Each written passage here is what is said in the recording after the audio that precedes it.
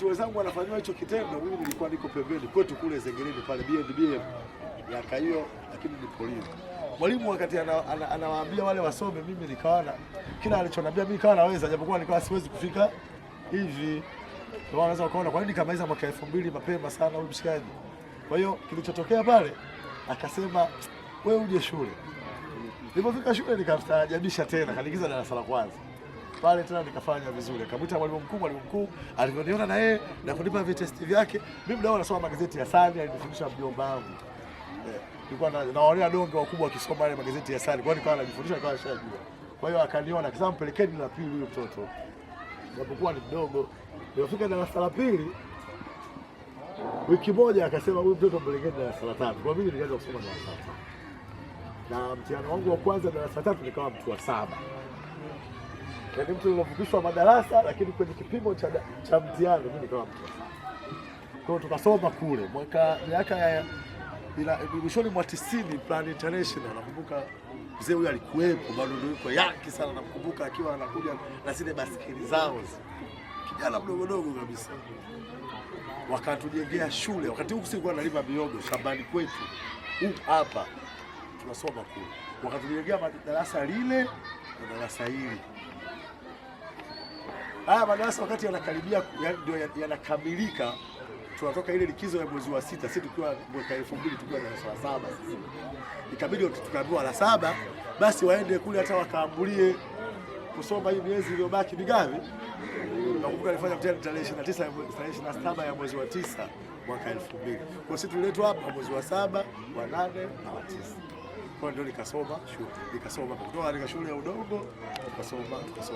Nilipoondoka hapo tena nikabaki labda nakuja tu Mpilani, naona vijana wenzangu tu.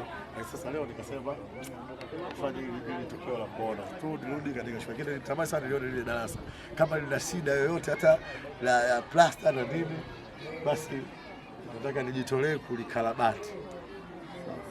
Nijitolee kulikabati liwe zuri, wakisoma wajue kwamba vitu zingine nilisoma hapa na nikuja kwa karabati. Kama liko vizuri basi itakuwa tayari nimekosa kufanya hicho. Wakati unaelezea habari ya Plan International na unanionyesha kwamba huyu wakati huo yuko kijana mdogo sana, alikuwa anakuja na basikeli zao, watu walishangaza. Labda tu niwaambie Plan International ni shirika lisilo la kiserikali ambalo linakuja kwa ajili ya kusaidia nchi maskini duniani. Lakini walivyokuja, bahati nzuri, kwanza kabisa tukapata bahati hiyo Tanzania, wakaingia mkoa wa Mwanza. Wakaanza kule maeneo ya Geita, wakajenga mashule.